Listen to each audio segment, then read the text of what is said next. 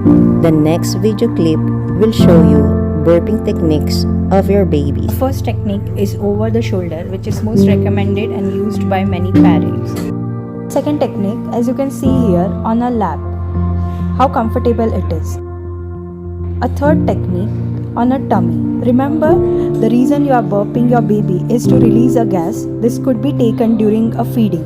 Second is stimulating a baby, and third, obviously the baby feels better after feeding.